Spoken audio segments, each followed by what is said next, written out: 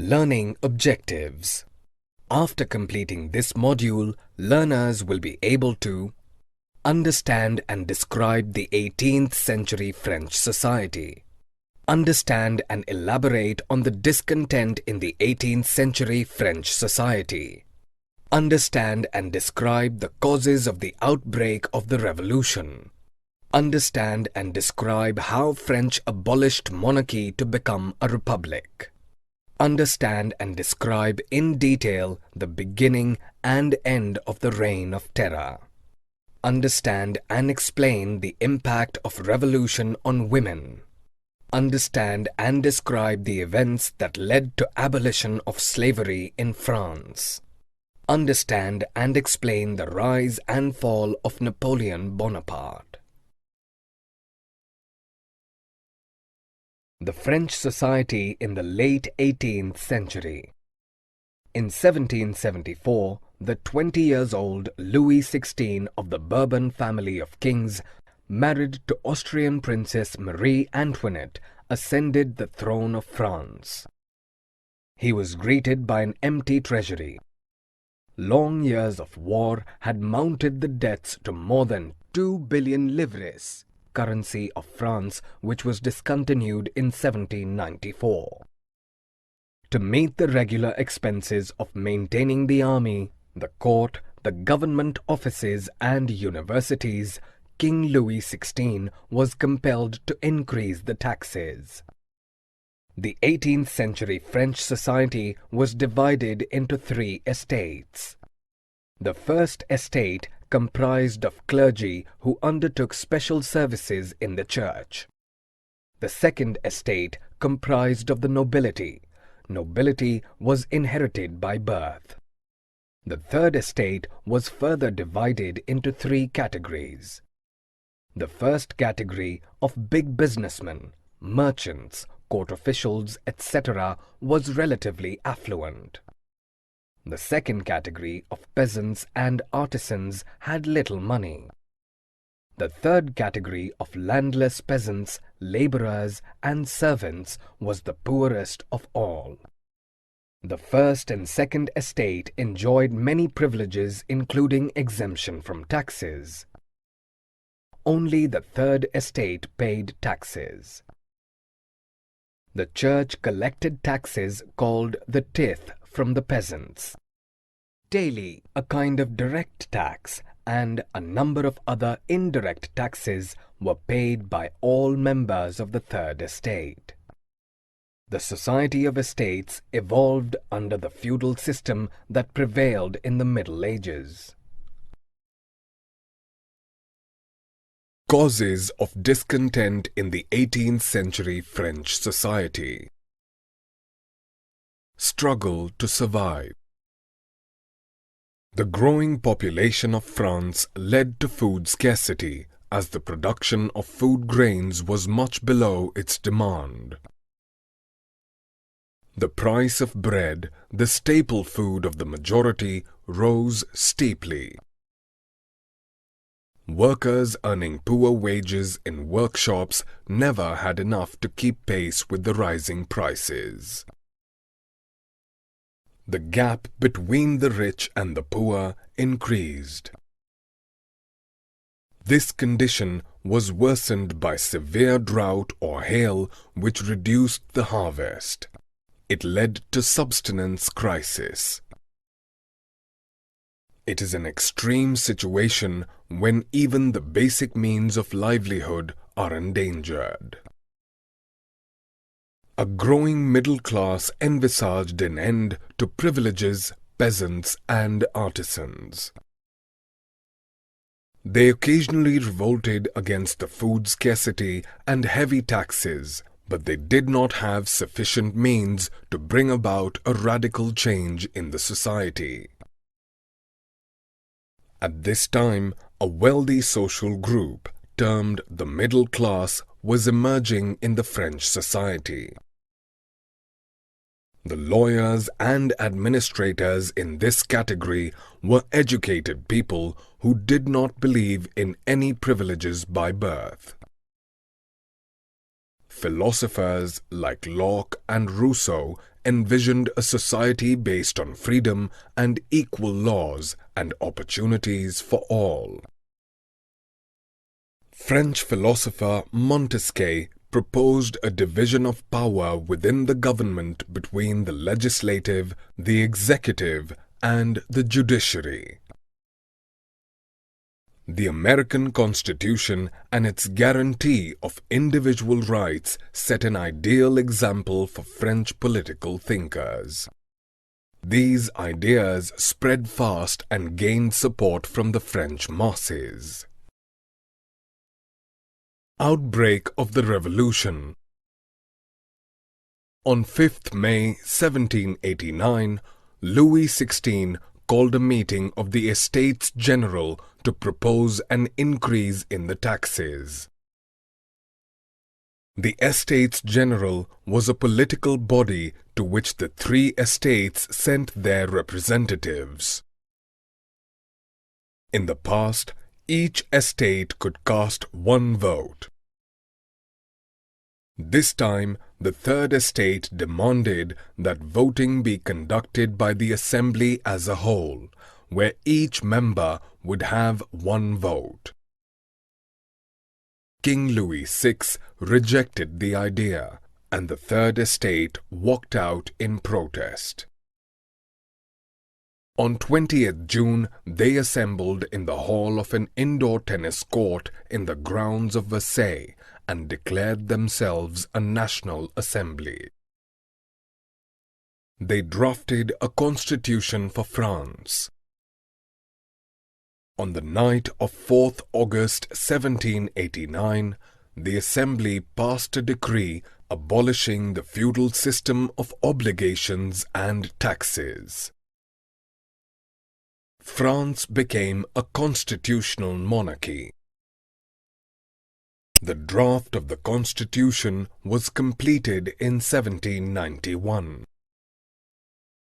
It curtailed the powers of the monarch and assigned it to three institutions: the legislature, the executive, and the judiciary. This made France a constitutional monarchy. The power to make laws now vested with the National Assembly, which was indirectly elected. The citizens voted for electors who chose the Assembly.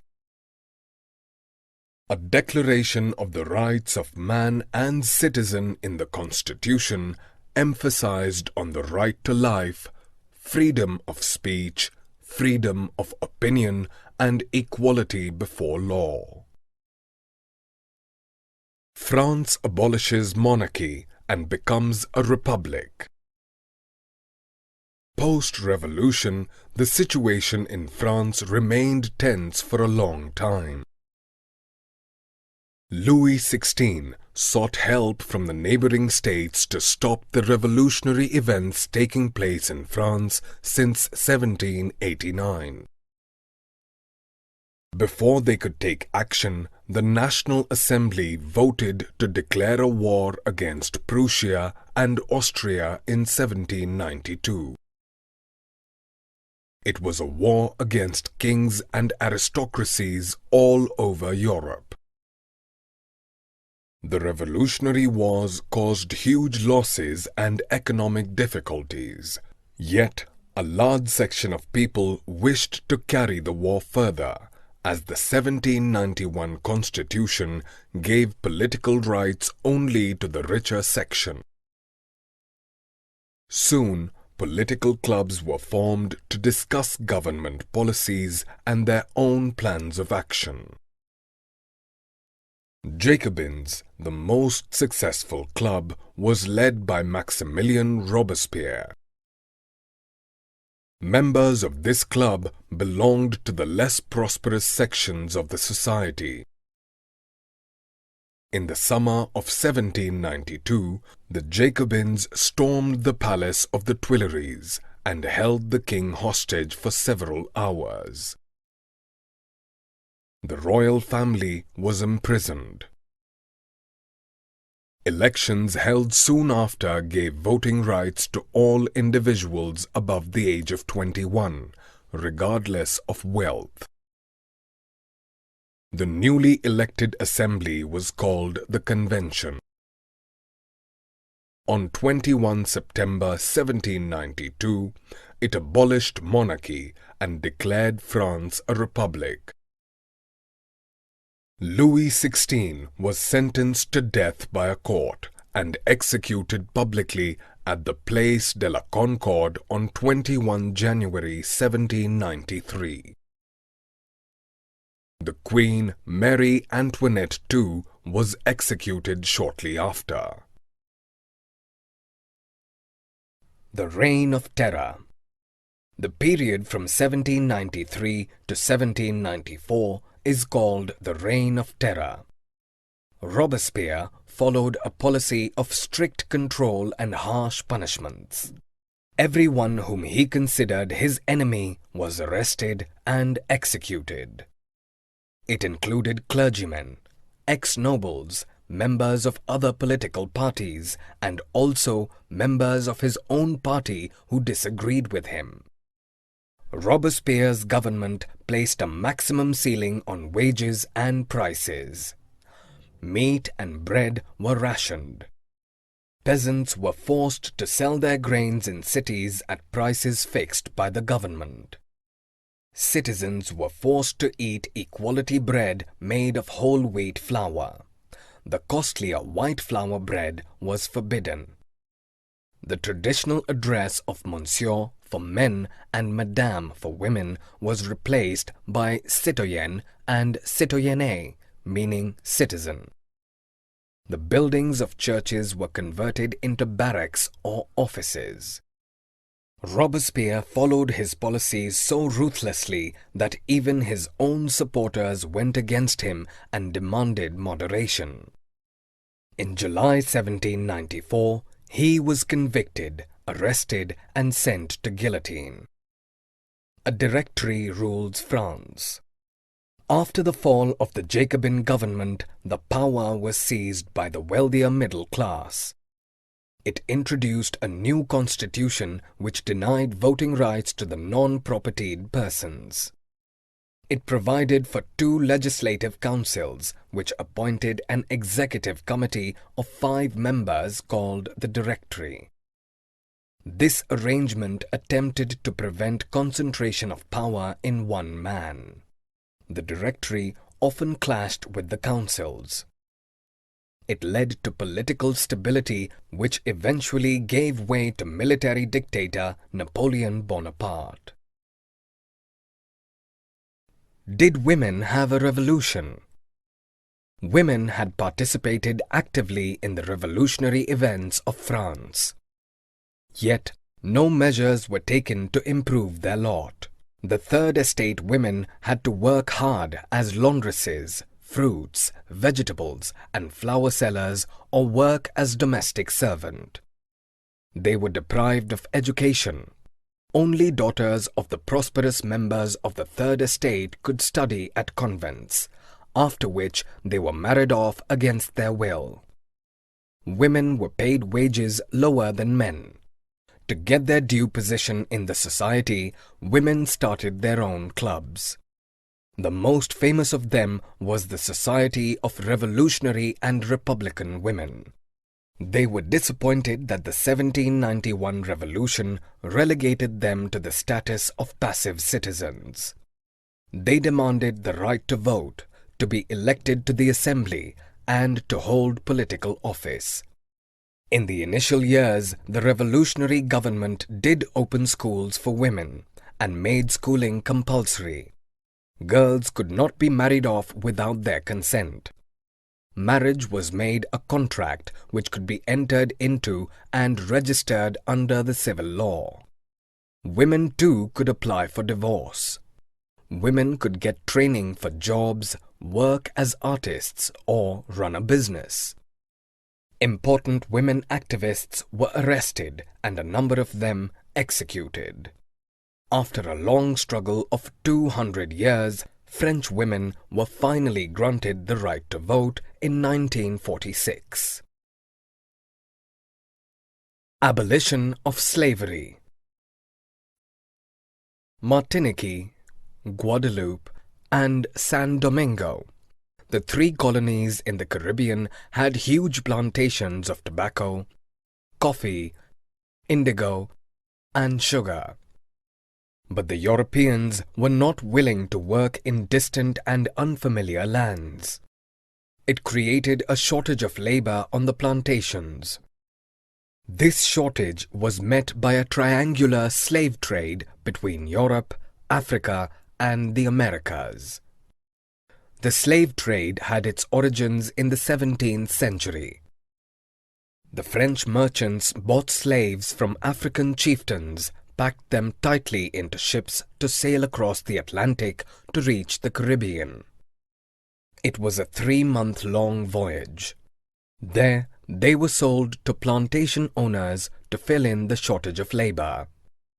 Port cities like Bordeaux and Nantes prospered due to the exploitive slave trade. There was almost no criticism of slave trade in the 18th century France. The National Assembly did discuss the idea of extending the rights of man to all French subjects, including those in the colonies. But it feared opposition from businessmen who depended heavily on slave trade for their incomes. In 1794, the Convention, then under the control of Jacobin, abolished slavery. Unfortunately, 10 years later, Napoleon Bonaparte reintroduced it. Slavery was finally abolished in all French colonies in 1848.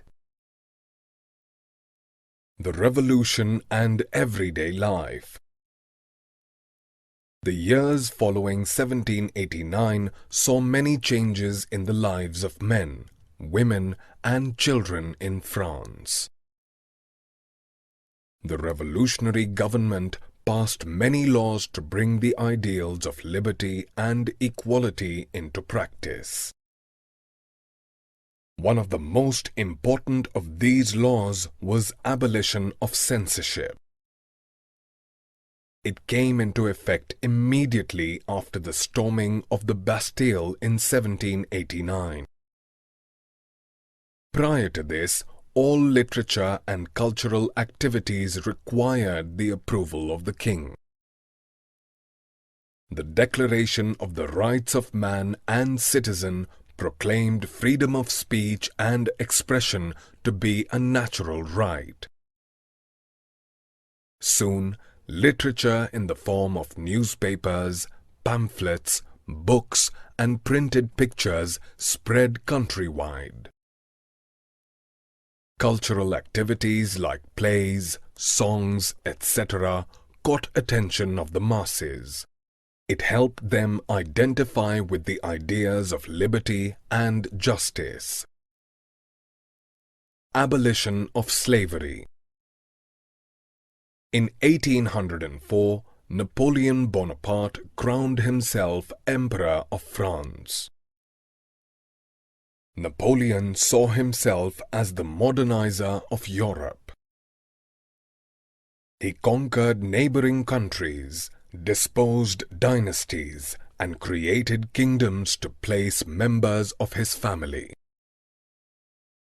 Though seen as a liberator initially, the opinion soon changed and he was viewed as an invading force.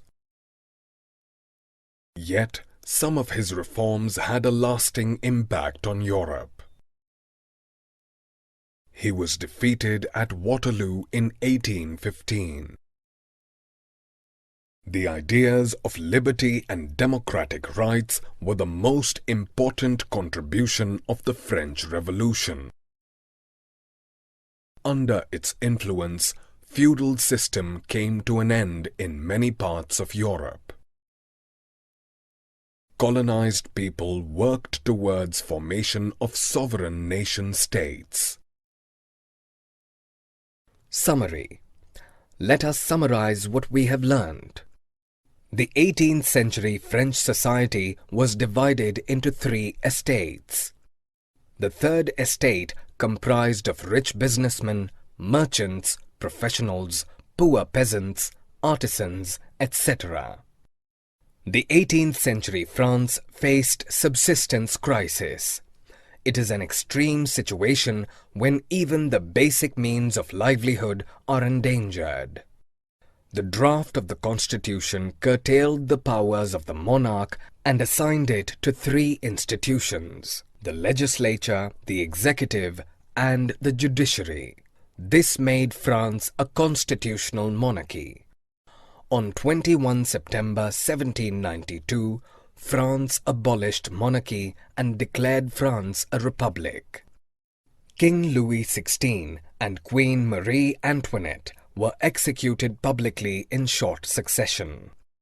The period from 1793 to 1794 is called the Reign of Terror. After a long struggle of 200 years, French women were finally granted the vote to write in 1946. In 1794, the Convention, then under the control of Jacobin, abolished slavery. 10 years later, Napoleon Bonaparte reintroduced it. But slavery was finally abolished in all French colonies in 1848. The